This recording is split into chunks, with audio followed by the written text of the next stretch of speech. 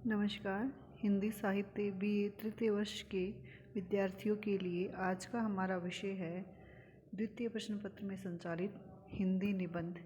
हिंदी निबंध के क्षेत्र में आचार्य रामचंद्र शुक्ल का क्या योगदान रहा विषय का आज हम अध्ययन करेंगे। इससे पूर्व के व्याख्यान में हमने निबंध किसे कहते हैं तथा निबंध की मुख्य परिभाषाएं क्या रही हैं उनका अध्ययन किया था। निबंध के लिए जैसे कहा जाता है, यदि गद्य कवियों की कसौटी है तो निबंध गद्य की कसौटी है। इस प्रकार आचार्य शुक्ल ने निबंध के लिए कहा था। आधुनिक पाश्चात्य लक्षणों के अनुसार निबंध उसी को कहना चाहिए जिसमें व्यक्तित्व या व्यक्तिगत विशेषता हो। डॉक्टर हजारी प्रसाद द्विवेदी के अनुसार भावों तथा विचारों की प्रधानता तथा शैली की रमणीयता के योग से जिस नवीन साहित्य का प्रचलन हुआ उसे ही निबंध साहित्य की संज्ञा दी गई थी। इस प्रकार इन सभी परिभाषाओं के आधार पर निबंधों की मुख्य विशेषताएं अगर हम देखते हैं तो उसमें पाते हैं कि निबंधों के अंतर्गत आकार की लघुता का ध्यान रखा जाता है। निबंध की अपनी निजी विशेषता होती है जिसमें लेखक के व्यक्तित्व की झलक होती है, उसका अनुभव चित्रित होता है। इसके अंतर्गत निबंध की अन्य जो विशेषता है वह है स्वतः पूर्णता। निबंध में अपूर्णता और स्वतंत्रता होते हुए भी वह अपने आप में पूर्ण होता है, चाहे किसी भी विषय का कोई भी अंश क्यों न हो। इसके अतिरिक्त रोचकता, सजीवता तथा स्वगत भाव अभिव्यक्ति निबंधों की मुख्य विशेषता मानी जाती है। इस प्रकार हम कह सकते हैं कि निबंध में व्यक्ति की मानसिक चेतना और भावात्मक अनुभूति को लिखित रूप में प्रस्तुत किया जाता है। जन विकास का यथार्थ पत्रक और साहित्यकार के व्यक्तित्व का उत्कृष्ट रूप ही निबंध होता है। वही निबंध जो हिंदी साहित्य के गद्य की एक शैली के अंतर्गत आता है, उस निबंध में आचार्य रामचंद्र शुक्ल का क्या योगदान रहा। इससे पूर्व बीए प्रथम वर्ष तथा बीए द्वितीय वर्ष में जब हमने हिंदी साहित्य के इतिहास के अंतर्गत आदिकाल, भक्तिकाल तथा रीतिकाल का अध्ययन किया था तो उसमें आचार्य शुक्ल के इतिहास लेखन के योगदान को हम पूर्व में पढ़ चुके हैं और हम यह भी भली भांति जानते हैं कि आचार्य शुक्ल का हिंदी साहित्य के इतिहास में क्या योगदान रहा है। उसी के अंतर्गत उनका निबंध के क्षेत्र में क्या योगदान रहा उसका हम आज अध्ययन करेंगे। हिंदी निबंध साहित्य में आचार्य शुक्ल का स्थान सर्वोपरि है। उन्होंने अपनी प्रतिभा के आधार पर जो निबंध लिखे वे आज भी शीर्ष स्थान पर उपस्थित हैं। शुक्ल जी के निबंध चिंतामणि के 2 खंडों में संग्रहित हैं। उनके निबंधों को मनोवैज्ञानिक तथा साहित्यिक 2 भागों में विभक्त किया जा सकता है। डॉक्टर रामविलास शर्मा के अनुसार शुक्ल जी ने अपने निबंधों के द्वारा हिंदी काव्य शास्त्र को एक नया मनोवैज्ञानिक और दार्शनिक आधार दिया है। इसके अतिरिक्त उनके निबंध कला के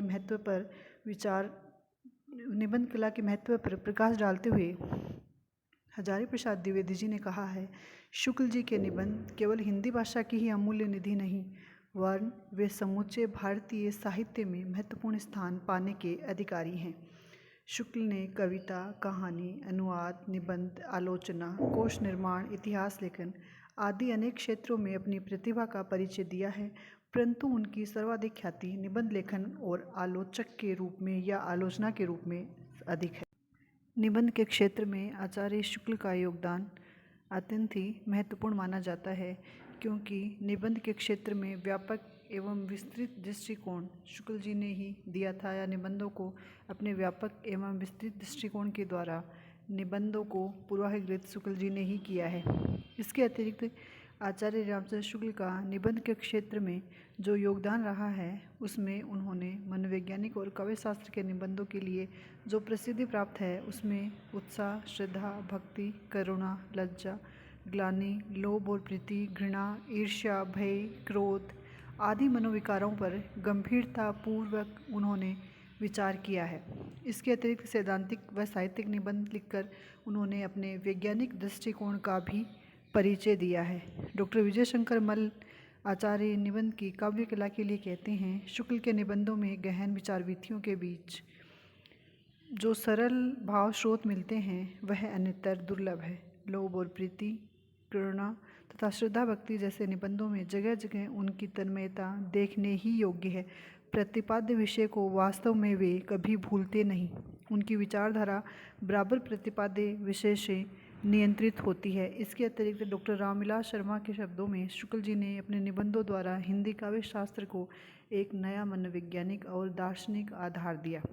आचार्य हजारी प्रसाद द्विवेदी जी ने उनके निबंधों के लिए कहा है कि उनके निबंध केवल हिंदी भाषा की ही अमूल्य निधि नहीं, प्रत्युत वे समूचे भारतीय साहित्य में महत्वपूर्ण स्थान पाने के अधिकारी हैं। वास्तव में शुक्ल जी के हाथों में पढ़कर हिंदी निबंध की अत्यधिक प्रौढ़ता प्राप्त हुई। उनके निबंधों में गंभीर चिंतन और प्रौढ़ विचार अपने पूर्ण वैभव के साथ उपस्थित हुए हैं। आचार्य शुक्ल ने कविता, कहानी, अनुवाद, निबंध, आलोचना, कोश निर्माण आदि अनेक क्षेत्रों में अपनी प्रतिभा का परिचय दिया है। इसके साथ ही निबंध के रूप में तथा आलोचक के रूप में उनकी ख्याति अधिक हुई है, क्योंकि जैसे निबंधों के विषय उन्होंने चुने हैं वैसे हिंदी साहित्य में किसी और ने नहीं चुने हैं। हिंदी साहित्य में आचार्य शुक्ल के निबंध अद्वितीय हैं। उन्होंने विचारात्मक, मनोवैज्ञानिक, वैयक्तिक और समीक्षात्मक निबंध लिखकर हिंदी निबंध साहित्य में बहुत बड़ा योगदान दिया है। उनके योगदान को उनके निबंधों में उपलब्ध विशेषताओं के आधार पर समझा जा सकता है। शुक्ल जी की गंभीरता और सरसता उनके निबंधों का गुण है। गुण गंभीरता के बीच शुक्ल जी का मधुर व्यंग्य और विनोद उनके व्यक्तित्व को ऊंचा उठा देता है।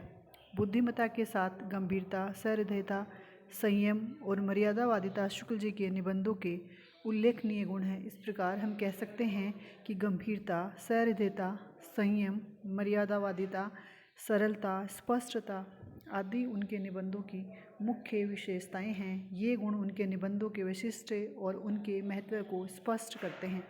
भाषा और शैली की दृष्टि से भी शुक्ल जी का योगदान अविस्मरणीय माना जाता है। हिंदी साहित्य के क्षेत्र में उनके निबंध कला से संबंधित योगदान को सद्गुरु शरणवस्थी के शब्दों में इस प्रकार से व्यक्त किया जा सकता है, या उन्होंने उनके निबंधों के लिए कहा है, केंद्रित प्रणाली और संकेतात्मक भाषा के कारण इन्हें हिंदी में वही स्थान प्राप्त है जो अंग्रेजी में प्रसिद्ध विद्वान फ्रांसिस बेकन का है। यद्यपि इनके वाक्य बेकन के सदृश छोटे नहीं हैं, पर मनोभावों के विश्लेषण में इन्होंने जो लेख लिखे हैं वे अंग्रेजी में जॉन स्टुअर्ट मिल निबंधों से टक्कर लेते हैं। इनमें कार्लाइन की सी साहित्यिकता एवं बर्नार्ड शॉ की सी तेजस्विता और स्फूर्ति दिखाई देती है। इस प्रकार ये सारी विशेषताएं आचार्य रामचंद्र शुक्ल के निबंधों के कला की ही मानी जाती हैं। आचार्य रामचंद्र शुक्ल ने हिंदी साहित्य में एक मौन साधन और मार्ग प्रदर्शक दोनों के रूप में कार्य किया था। वे हिंदी रूपी भवन के कुशल शिल्पी थे। आचार्य हजारी प्रसाद द्विवेदी जी ने उनके लिए कहा है, या उन्होंने जो कहा है वह उनके लिए ठीक ही है, कि हिंदी संसार में शुक्ल जी अपने ढंग का एक और अद्वितीय व्यक्तित्व लेकर अवतीर्ण हुए थे। आचार्य शुक्ल उन महिमाशाली लेखकों में से हैं जिनकी प्रत्येक पंक्ति आदर के साथ पढ़ी जाती है। आचार्य शब्द ऐसे ही साहित्यकारों के योग्य है। इस प्रकार हम कह सकते हैं कि पंडित रामचंद्र शुक्ल सच्चे अर्थों में आचार्य थे। वे व्यक्तिकता को ही निबंध का आवश्यक गुण मानते हैं, पर उनके अनुसार व्यक्तिकता का अर्थ शिथिल शैली नहीं है। कसावट और व्यवस्था उनका या उनके निबंधों की दूसरी मुख्य विशेषता या दूसरा मुख्य गुण माना जाता है। व्यक्तिकता जितनी चिंतन की महत्वपूर्ण होती है उतनी बाह्य शैली की नहीं। विषय पर चिंतन की अनेक दशाएं होती हैं। किसी एक दिशा को पकड़कर दूर तक नए ढंग से सोचते जाना ही चिंतन की मौलिकता है, और वही मौलिकता हमें इनके निबंधों में बखूबी दिखाई देती है।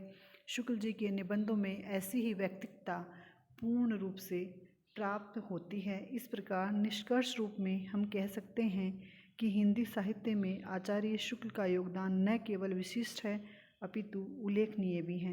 हिंदी निबंध के क्षेत्र में शुक्ल व्यापक एवं विस्तृत दृष्टिकोण लेकर अवतरित हुए थे।